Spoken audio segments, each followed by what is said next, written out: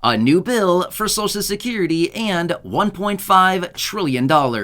I have all the details and what you need to know right here in the video, so let's get right into it. All right, now in this video, I do want to discuss the details of a new bill being introduced by a bipartisan group of senators that would drastically change Social Security and transform this program in a pretty big way, as well as $1.5 trillion that they're now discussing. Let's get into it and talk through all the details. However, really fast before we do, thank you so much for joining me. If you're new here or if you haven't done so yet, please make sure to subscribe by hitting the button right down below the video, as it's totally free to do so. And because I am your one and only daily advocate, it is my dedication, my commitment, and my promise to you and everybody right here in the community to continuously watch all of this new information hitting the wire, doing the necessary research, and breaking it all down into these short videos so you can stay updated with what's actually going on and how it's going to impact you, your money, your benefits, your lifestyle, your bank account, and of course, anything popping up we can possibly grab and or take advantage of. It's a busy, confusing, and uncertain time right now,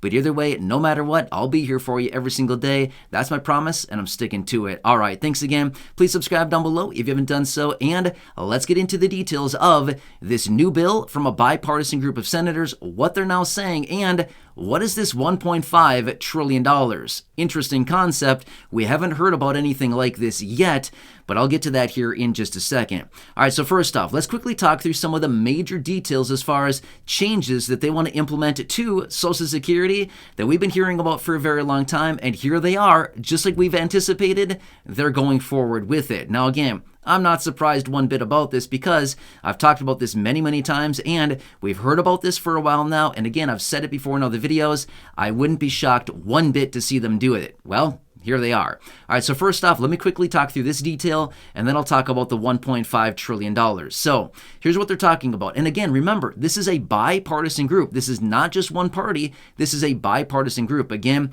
people from across the aisle working together. Weird, I know, right? Anyway, so here's what they're doing. They're working on slowly, very slowly, increasing the full retirement age for Social Security beneficiaries up to the age of 70. As of right now, the full retirement age is 67, as in that is the maximum for anybody born in 1960 or later. The full retirement age is 67. However, because of a variety of different reasons, mostly financial reasons, as in insolvency with Social Security, and of course, increasing life expectancies here in the United States, they're suggesting, well, we got to raise up the full retirement age because people are drawing on benefits for a lot longer. So they want to slowly raise the full retirement age out until the age of 70. That's what they're working on right now. However, I'm going to throw this out there really fast as well. I would not be shocked over the coming years to see them raise it up to 72, 73, possibly even 75. But I don't want to get ahead of myself. I'm just saying that right now. I would not be shocked. In fact, I would anticipate them to do that at some point in the future.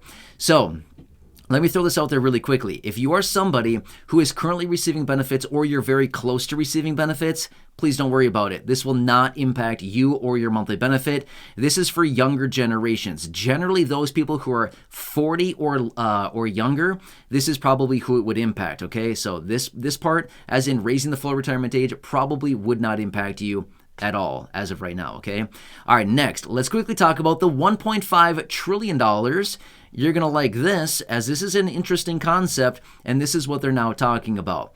So they want to take a $1.5 trillion lump sum of cash, and they want to have it run side by side to the Social Security Trust Fund. So it would not necessarily replace the Social Security Trust Fund, but rather it would be a separate entity next to the Social Security Trust Fund, and it would be a $1.5 trillion sovereign wealth fund.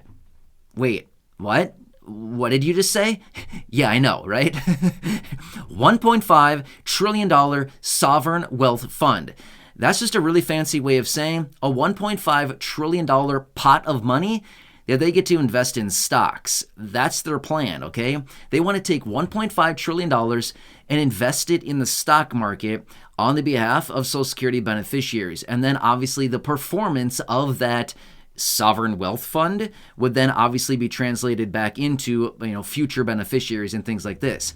This would also run side by side to the trust fund. So it's not like they're taking $1.5 trillion out of the Social Security Trust Fund and saying, hey, let's throw this in the stock market and see what happens. You know what I mean? That's not how it would be. However, now, here's the thing. If you've been watching the videos here on the channel for any length of time now, you know that I watch the stock market pretty closely.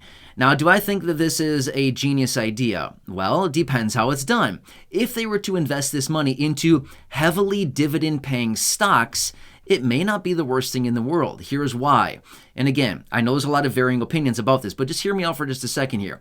If they invested this wisely, and if they invested this into, like I said, dividend-paying stocks, ones that actually pay a nice yield on the money, here's the thing. Regardless of the performance of the stock, at least on a quarterly basis, they're going to continue to get those dividend payments right back, and they're going to get a lot of dividend income over the course of the entire year and over long periods of time. They would have that residual dividend income. So when you think of it that way, it may not be the worst thing in the world, because what is the Social Security Trust Fund invested in? Well, is it getting any kind of yield on that money?